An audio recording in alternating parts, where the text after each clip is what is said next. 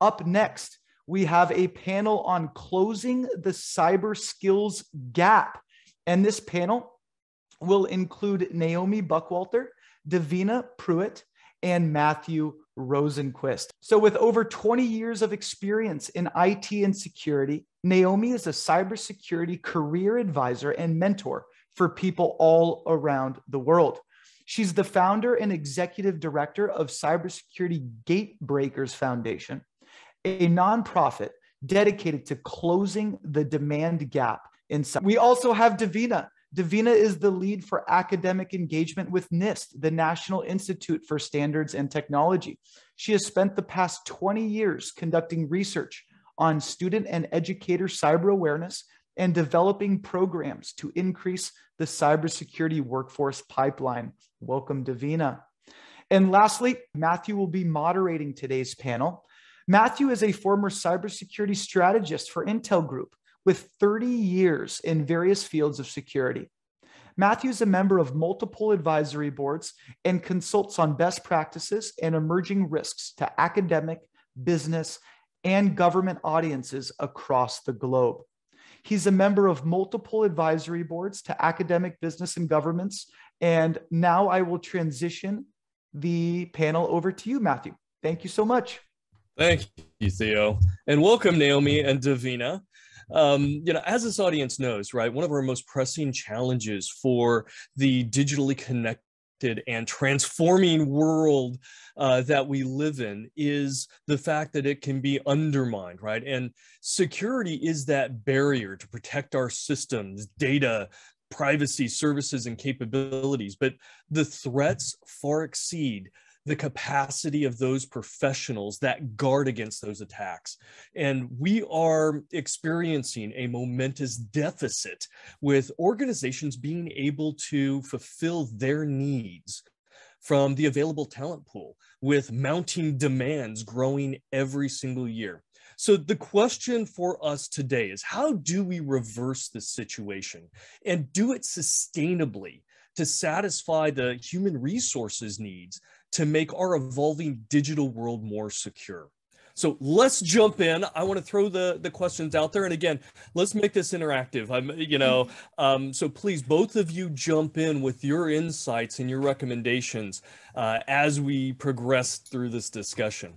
And the first one really is for our audience, right? How big is this cybersecurity workforce gap that we talk about and hear about? And maybe even more importantly, how should we be interpreting that number, right? Which, we hear it in the millions all the time, but how should we be interpreting that number from a risks or opportunities perspective? Davina, you want to take the first shot? Sure. All so right. I'll jump right in. So what we try to keep track of it is through cybersec.org data. And that is, it's a heat map that is done between CompTIA and Burning Glass. And NICE actually, our office helps financially support that.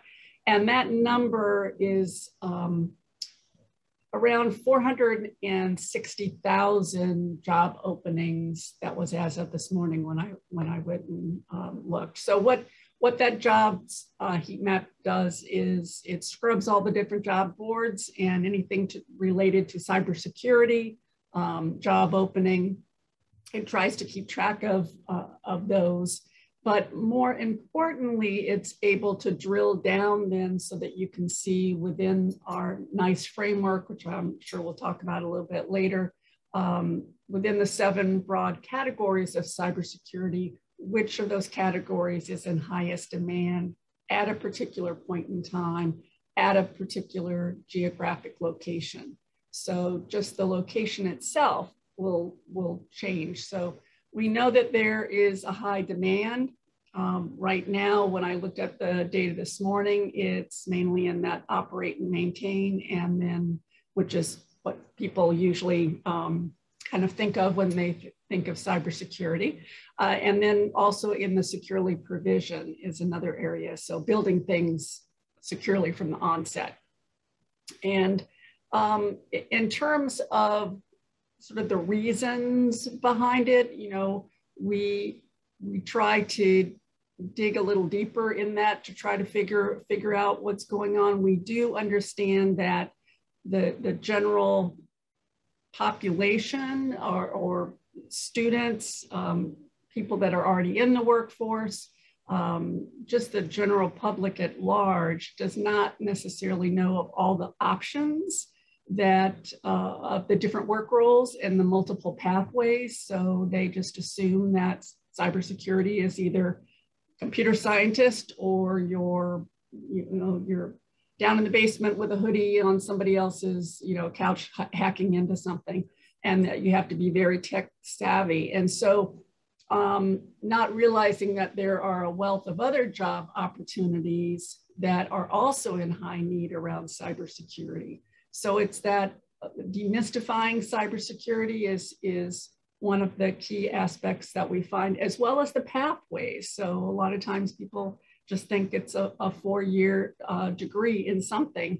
And while that is a fantastic option, we also know that there are 2-year programs, there are apprenticeship programs now, there are folks that, transition over or upskill or reskill, students at a high school with certification. So there's multiple pathways to get you there as well.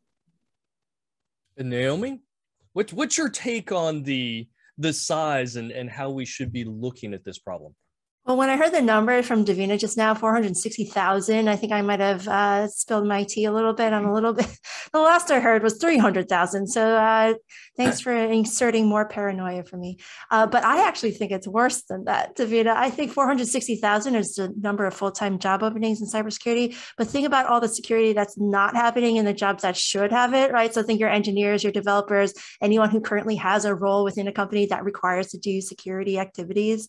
That's the question. Like, what's the real opening here? What's the real opportunity? 460,000. I'm a little bit depressed now, but no, I'm still smiling because I have a solution. I do. Now, what do we have to do to close the cybersecurity skills gap? And this is the reason why we're all here, to listen to these solutions. The solution's right in front of us. We just have to do it, right? We have to have conversations with one another like we are now. We have to start believing that this is a problem that we can fix, because CISA is not going to come in and save us. Neither is the White House. Neither is NIST, even though we really like our NIST frameworks. Thank you so much, NIST.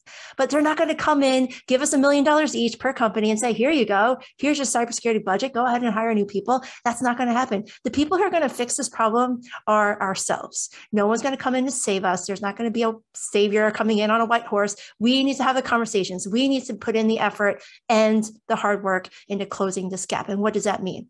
We have to start seeing potential in people that actually have it. We have to identify people who have critical thinking skills, great emotional intelligence, people skills, the ability to learn, a history of learning, and we have to give them the opportunity and the chances in order for them to be excellent cybersecurity professionals in the future. Because the people who are entry-level people now are the veterans and the grizzled veterans that we need in the future, right? Because the gap really is in the mid-senior and senior range, but we're never going to fill that gap if we don't hire and train the next generation. And this is what I'm saying. No one's going to come save us. We have to save ourselves. We have to hire and train the next generation by noticing the potential in others.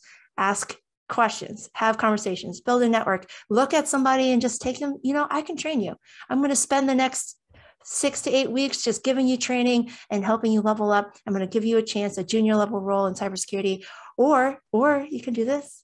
Take somebody who's currently in your company who is interested in security and say, I'm going to take whatever you have, developer, engineer, finance person, and I'm going to train you in security activities, or I'm going to send you to training, right? We're going to take you as you are and give you the security training that you need, the mentorship and the resources, because really it just takes the right student in the right environment with the right teacher and magic can happen. I think you're absolutely right. And, the number that you quoted, Davina, off of cyberseek.org, which is a great site. Everybody needs to go out there because not only does it show kind of that heat map, it also shows progression of jobs and some other things. It's US focused, if I recall. And the latest data out of a presentation from ISC Square just the other day actually showed a worldwide number over 2 million. I think it was 2.7 million, something like that, with over 1 million in the US. But they caveated that and said they weren't all specifically titled cybersecurity. It was positions that had that 50 or 60% expectation or role that contributed to cybersecurity. So it goes back to what Naomi said. It may be that engineer, it may be that architect, but now their role and the expectations of security has risen so much that it is important for them to have those skills and be able to lead in that space. So I think that the challenge is big for everybody. And, I hear from all the organizations in every sector that they can't fill the jobs. And it might be a perception issue, right? That they are only looking for that brilliant cybersecurity professional with the cape flowing in the wind, leaping the tall buildings, and not looking at the other people that have the baseline skills that maybe they can up level to get them in to fill this role. And, Naomi, you brought up that great point. We need to be able to expand the lens of who could fill these roles and pursue them. Davina, what do you think in that space? Is that something we need to do, or do we need to take it a different direction and simply drive academia, right, to train that next generation of security professionals? And when they graduate, they get the cape that's always flowing in the wind. I mean, what are your thoughts here, Davina? So we consider cybersecurity not to be a monolithic entity in and of itself. It's not like you are a cybersecuritist or something. That's not a real word. It overlays on top of engineering, computer science, criminal justice, business, law, the multiple gamuts. And there are options for technical as well as non-technical. And then there are a wide variety. So our nice framework for cybersecurity workforce categorizes the 7 sort of categories or broad buckets, and then there are the 52 work roles. And even those work roles, one person, if you're in a small business or if you're in a large business, you might have just one work role, 1 or 2.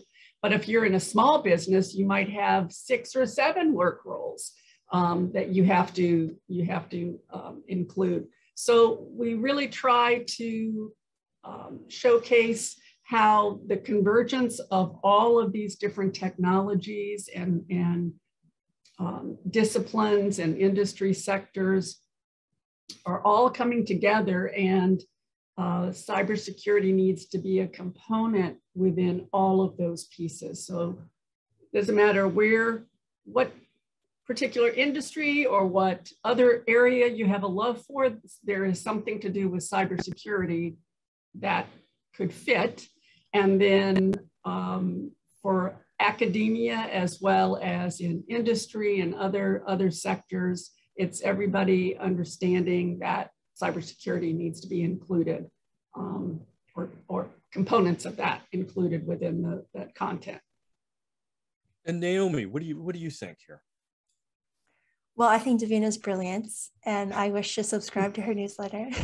But yeah, everything that you said, absolutely true. We have to start recognizing the talent that exists elsewhere. And this doesn't mean just the computer science students, but really anyone who has access to academia. So we are talking about the professors and their mentors and their networks and their conferences and everything else, and start influencing from both directions, from the hiring manager side, from the education side, from anyone who really wants to make a difference, because we just have to start understanding this is a problem. It's not just data, but it is affecting real people's lives. Think about all those situations out there where the grocery stores have closed now, the gasoline pipelines are closed, right? And what else out there? You can name a whole bunch. It's not just data, but it's affecting real people's lives. And I don't want to have a future one day where I wake up, I don't know if my water's clean. I don't know if my electricity is going to come down the little pipe, right? I want to be able to trust the things that I use every day. I don't want to be hacked in my everyday life. And that's what we're constantly seeing, because everything is being connected. We live in a more interconnected world. So if we don't stop the tide now, we're going to live in a future that just is crazy. And I don't want that. I also want to retire. I want to sit on the beach and get fat. So I would love to be able to pass the torch to the next generation. And we're never going to do that if they don't exist. So there you go. I like that plan, and you bring up a good point, because I'm big into root cause analysis, right? Because if we don't solve the root cause, we'll just end up back in this cycle. So to both of you, how do you think we got to this point, right? What were the mistakes that were made that led us to this deficit that's growing? Have we identified that so that we can start tackling that root cause as well? I'm going to borrow a reason, if that's all right, Davina. I'll just, I apologize. I get so eager about this topic. Honestly, Matthew and Davina, I think it's because we think cybersecurity is harder than it is. Like early in the days, maybe 10, 20 years ago, maybe that was true. You had to have a lot of engineering knowledge, a lot of networking experience, a lot of coding knowledge, right? So we came from this place where cybersecurity is difficult to learn, it's difficult to do. Now, I agree, cybersecurity is difficult to do. However, I no longer agree that cybersecurity is difficult to learn. Why? Because there are control frameworks, protocols, white papers, research, open source projects. There's so many resources out there that are consumable by the general public. And a lot of people are doing this. They're taking their time to build their home labs, write their blogs, go to web conferences, webinars, and they're even watching this today, going to YouTube, right? There's so much self-learning going on. We're not capitalizing on that. We're just assuming cybersecurity is more difficult than it is. I think now we have to start questioning, is it really that difficult? And if it is, why is it that difficult? Haven't we evolved as an industry where we no longer need 10 years of experience or help desk or anything else like that? Why can't we come in with potential and learn things? I'll tell you what, I hired an opera singer. Yes, I did. And she did not know what an IP address was. And this was 2 months after I hired her as an intern and paid her $20 an hour. No benefits, no PTO, super cheap, but excellent because she has great people skills, great critical thinking, great learning ability. And I hired her. She passed her Security Plus and entry level certification in 2 months. And now she's rocking it out as a junior cybersecurity analyst. Very, very, very smart because I knew she had the potential. She showed a history of learning. She learned 3 languages on her own. She has a history of being able to teach someone. She taught foreign languages for children. So these are the things that we have to look for. If you notice the potential in others, you start asking the question, how is somebody smart rather than is this person smart? Then you can actually see potential in others. And that is what I'm just trying to say. Go ahead, Davina. Yeah, so I come from a little different perspective in that it sounds like we did something wrong in not filling it in. And I think the problem is that this is a new area that is just growing in leaps and bounds that it's hard to keep up with. And at the same time that we're making a lot of progress in terms of general public understanding the opportunities that are out there, understanding possible pathways to get there, realizing that you can switch from one to the other, realizing you can be non-technical or technical. All of those things play in, but you can't just snap your fingers and then all of a sudden, we have the magic or the silver bullet. It's going to take a while. So just as computer science, engineering, some of the other STEM disciplines have taken a while to fill those spots and are still lacking. So, we don't want to make ourselves seem too bad because I think we're doing a pretty good job. We could do additional work, and it's going to with other futuristic technologies and new things coming down the pike, we're going to have to expand and include that piece as well. But give ourselves a little pat on the back. I think that when I look back at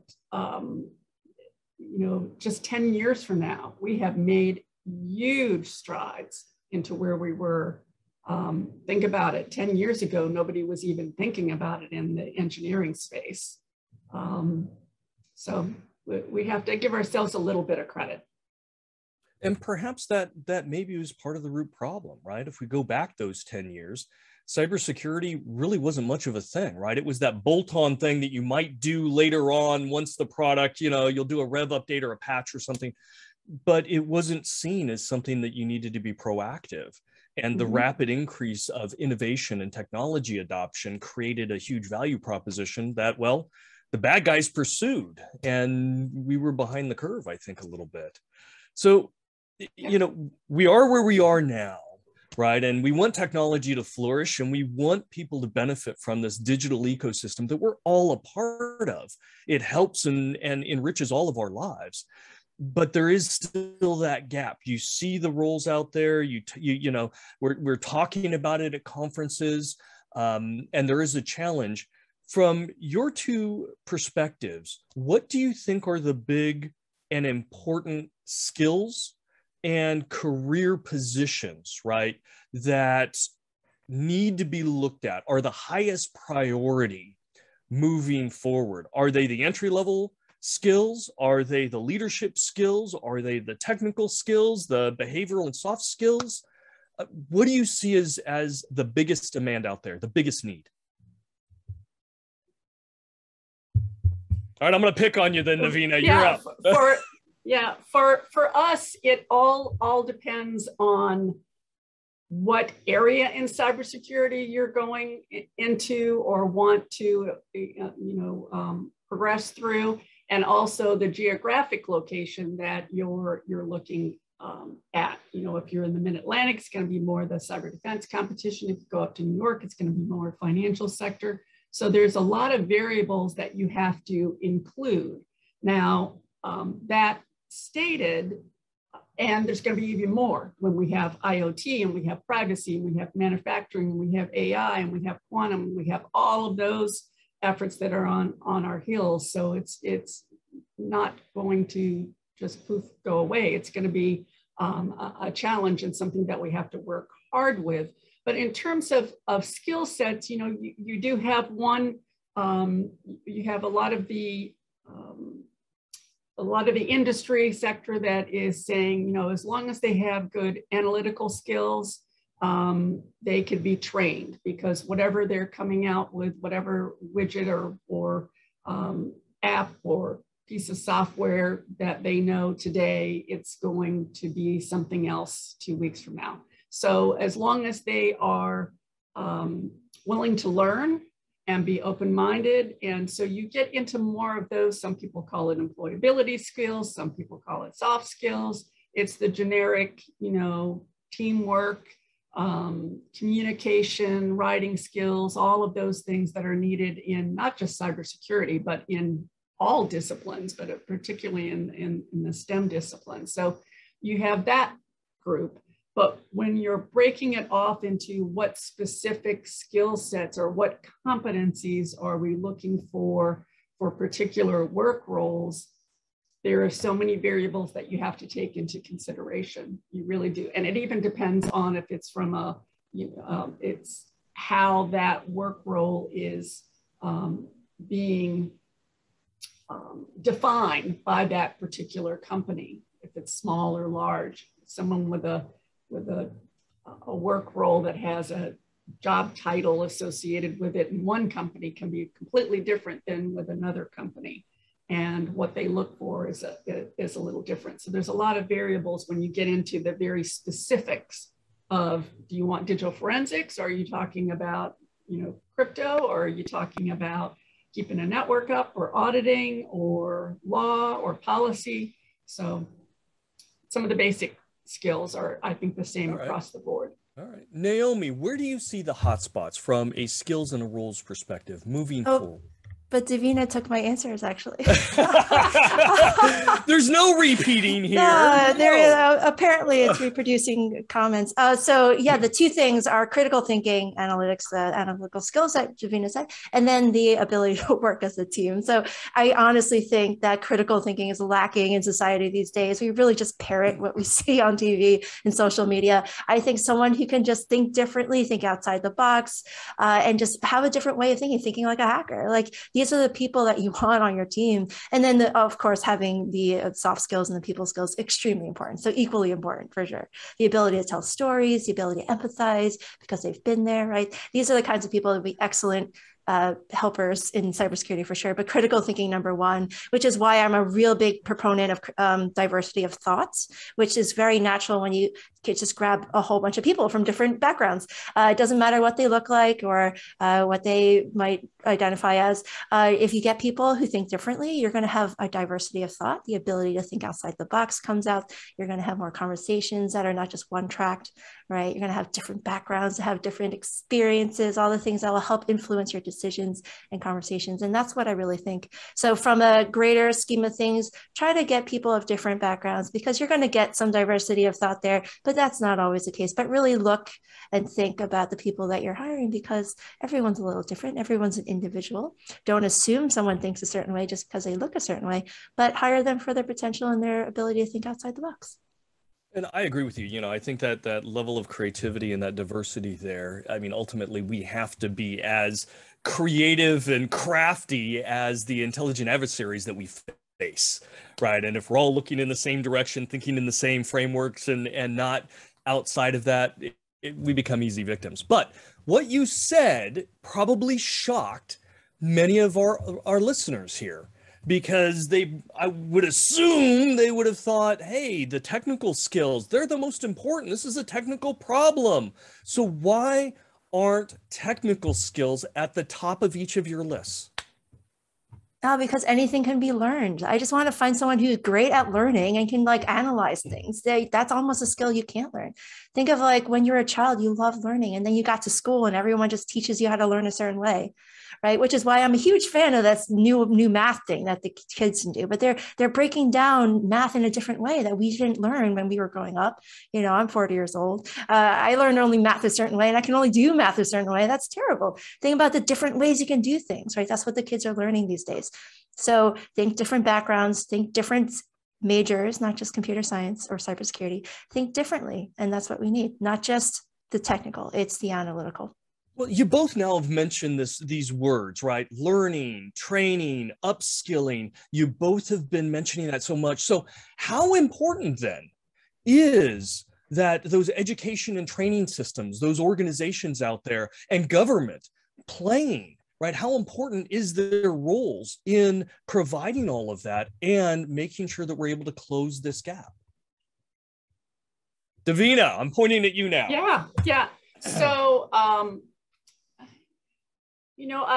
if you're asking how the coordination, I think that we need to really capitalize on that, the comparative advantages for both public and private sectors. So, the private sector is really remarkable in its expertise and its ability to act quickly and to protect its systems and so forth and in some cases, even technical advantage, at least in relation to monitoring and guarding its own networks. And the government, has a different kind of expertise with legal authority and sometimes can take decisive action sometimes, but not so quickly. It takes a little bit longer, so that's kind of the downplay of it. But and also, is able to compel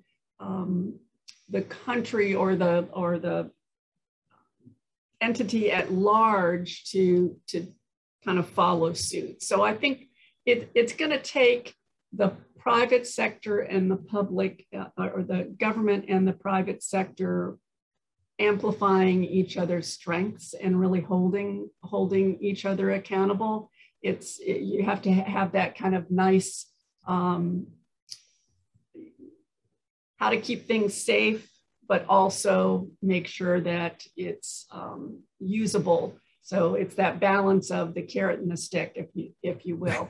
In terms of like education and training providers, I think, there's ample room for lots of content, but as was brought up earlier, in today's society, a lot of it is just learning a lot of this stuff on your own. I mean, you can just Google and find webinars and online courses and, Reddit and discourse. And universities are developing programs, right? In-house and online and everything else. And so there is that public-private sector capability.